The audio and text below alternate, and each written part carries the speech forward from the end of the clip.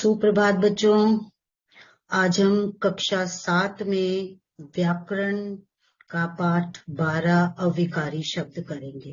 इसलिए सभी बच्चे अपनी व्याकरण की पुस्तक अमूली निकालेंगे, जिसमें हम उसका पाठ 12 अविकारी शब्द पढ़ेंगे। आज अविकारी शब्द वे शब्द होते हैं जो लिंग, वचन, कारक, काल आदि से प्रभावित नहीं होते।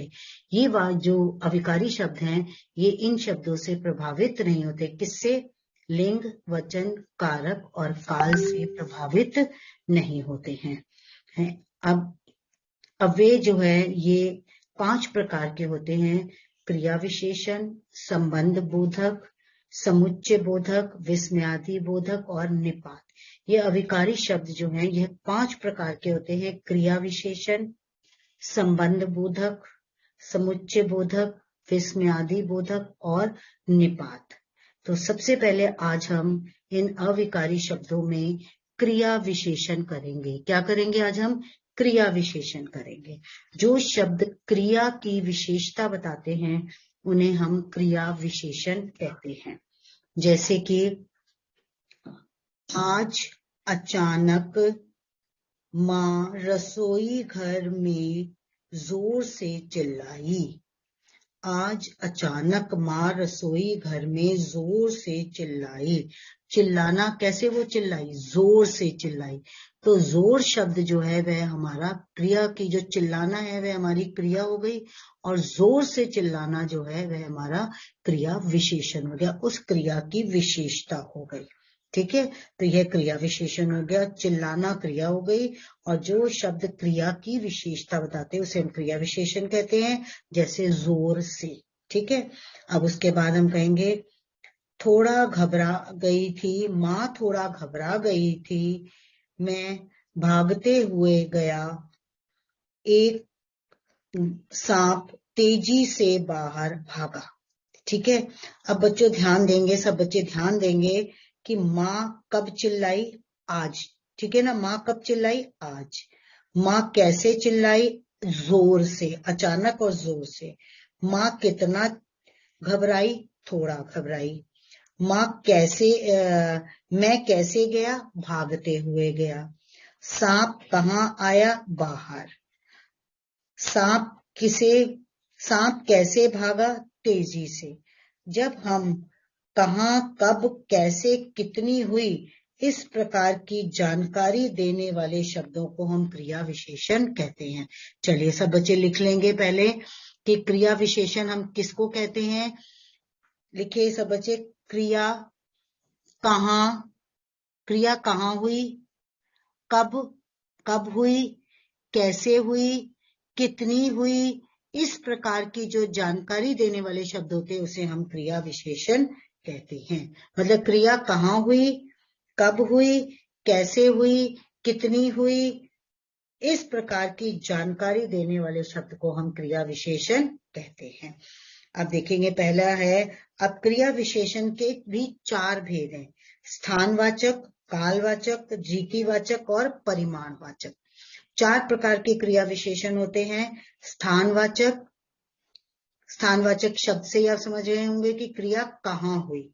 ठीक है, कालवाचक कब हुई, और कैसे हुई, ये हमारी रीति हो गई, और इसके बाद क्या, कितनी हुई, ये हमारी परिमाण हो गया।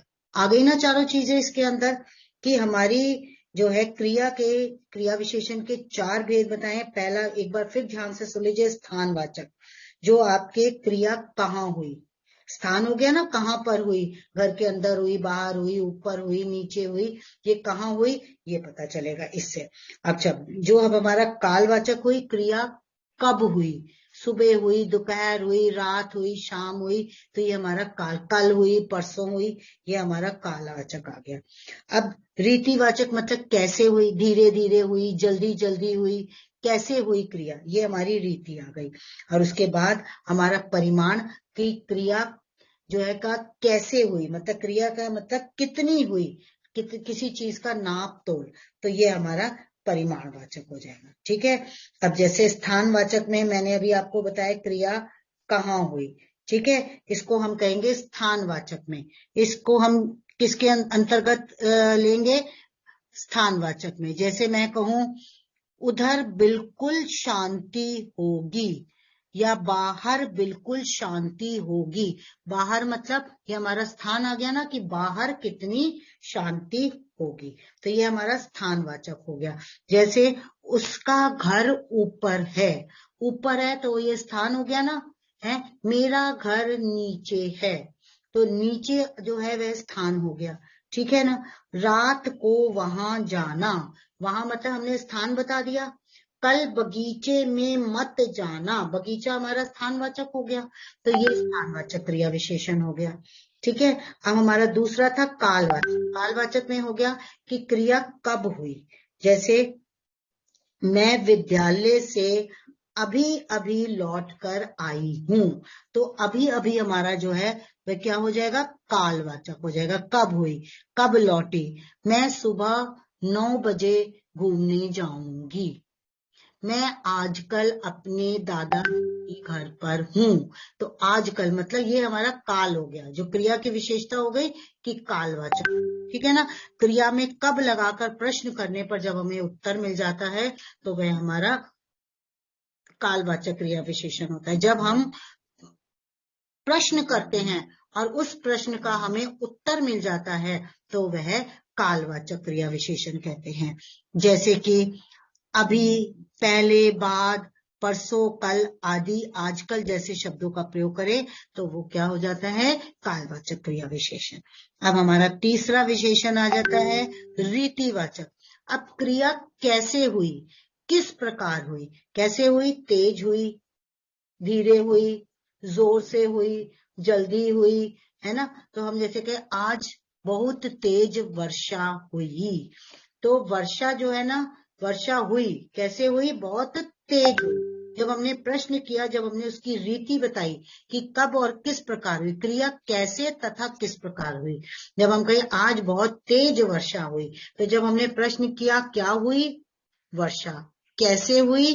तेज हुई। तो ये तेज हमारा जो है यह रीतिवाचक क्रिया विशेषण हो जाएगा। ठीक है, अब हमारा नेक्स्ट आ जाता है, अगला हमारा है परिमाणवाचक। अब जिसमें हम यह बताएंगे कि कितना हुआ, कितनी हुई। तो जब हम कहेंगे कि बहुत हिल रहा था, मेरे घर के बाहर का पेड़ बहुत हिल रहा था। अब परिमाण कितना हो गया? कि पेड़ बहुत हिल रहा था, ठीक है ना।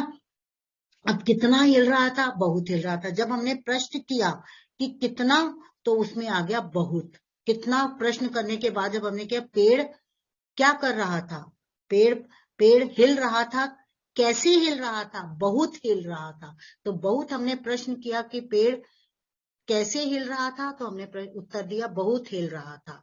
तो बहुत जो है वह हमारा परिमाण हो जाएगा, हमें उसका पता चल गया कि वह कितना हिल रहा था। जैसे थोड़ा, जाओ घर से जाकर, अपने घर से जाकर थोड़ा दूध ले आओ। अब हमने दूध जो है ना, थोड़ा दूध लिया, दूध की हमने मात्रा बता दी कि थोड़ा दूध लेकर आओ, तो थोड़ा जो है वह हमारा परिमाणवाचक हो जाएगा। आ गया समझ में सबको? ठीक है, जब हम थोड़ा, बहुत, खूब, क्रिया कितनी हुई, इस बात की जानकारी देते हैं तो वह परिमाणवाचक क्रिया विशेषण कहलाता है। अब देखेंगे विशेषण और क्रिया विशेषण में क्या अंतर है। जैसे सीमा थोड़ा थोड़ा चलती है। अब वो चलना तो सीमा की क्रिया हो गई, और तो वो कैसा चलती है? थोड़ा थोड़ा। मुझे थोड़ा दूध दे दो या थोड़ा जूस दे दो, तो अब जूस जो है देना, तो जूस को देना तो क्रिया हो गई, और थोड़ा क्या हो गया? हमारा विशेषण हो गया। ठीक है, अब हम कहेंगे पहले वाक्य में थोड़ा चलना क्रिया के लिए उपयुक्त हुआ है, थोड़ा जो है वह हमारा क्रिया के लिए उपयुक्त हुआ, जबकि दूसरे वाक्य में जूस संज्ञा के लिए विशेषण संज्ञा और सर्वनाम की विशेषता बताता है, जबकि क्रिया विशेषण क्रिया से पहले आता है। आ गया समझ में? क्रिया विशेषण हमारा क्रिया से पहले आता है। जैसे घोड़ा तेज दौड़ता है, तो दौड़ना हमारी क्या हो गई? क्रिया हो गई। अब क्रिया से पहले उसकी विशेषता बता दी हमने घोड़े की कि वो तेज दौड़ता है, तो हमने क्रिया विशेषण हमेशा क्रिया से पहले आता है। ये बात ध्यान रखना। क्रिया विशेषण क्रिया से पहले आता है। जैसे आज बहुत तेज वर्षा हो रही है, तो वर्षा जो है ना वो क्या हो रही है, ये हमारी क्रिया हो गई, और क्या हो रही है, तेज हो रही है। तो ये वर्षा की विशेषता हो गई कि वह तेज हो रही है। कुछ शब्दों का विशेषण और क्रिया विशेषण के रूप में प्रयोग अब मैं आपको बताती हूँ। जैसे अच्छा, रोहन अच्छा लड़का है, तो ये हमने रोहन की विशेषता बता दी कि रोहन अच्छा लड़का है। अब मैं कहूँ वह अच्छा गाती है, अब गाने की हमने क्या बता दी है, विशेषता, कि वह अच्छा गाती है। ठीक है, तो अच्छा उस क्रिया की विशेषता हो गई। गाने की क्या विशेषता हो गई, क्या विशेषता होगी गाने की, गाना जो है वो गाती है, तो उसकी विशेषता होगी अच्छा। और हमने यहाँ पर रोहन लड़के की विशेषता बताई है। संज्ञा या सर्वनाम की हमने विशेषता बताते हैं तो वह विशेषण कहलाता है। और जब हम किसी की मतलब मुख्य विशेषता को बताते हैं कि यह उसके अंदर यह विशेषता है, तो वह अच्छा जो है वह क्रिया विशेषण हो जाएगा। ठीक है, अब आगे देखेंगे। कुछ फल रखे हैं तुम ले आओ। अब हम कहेंगे कुछ फल रखे हैं तुम ले आओ। ठीक है, ये तो हमारा फलों की विशेषता हो गई। ठीक है, अब हम कहेंगे कुछ खा लीजिए ऐसे मत जाइए। अब जाने को क्या कह दिया हमने, ऐसे मत जाइए। जाना हमारी क्रिया हो गई, और कुछ हमारा जो है वह क्या हो गया, परिमाणवाचक।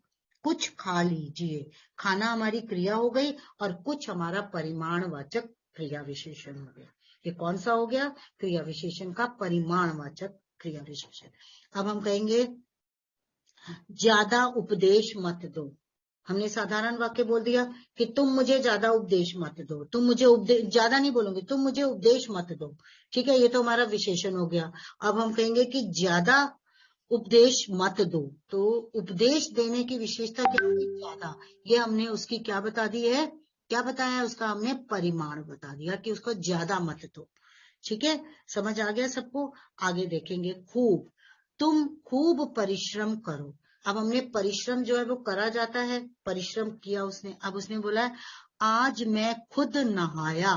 नहाने का क्रिया की विशेषता, नहाने की विशेषता क्या हुई, स्वयं। स्वयं उसने विशेषता की ना, तो खुद आ जाएगा। ठीक है, अब आ जाता है कम, मुझे चाय में कम चीनी चाहिए। अब क्या है, उसको चीनी क्या चाहिए थी, कम चाहिए थी।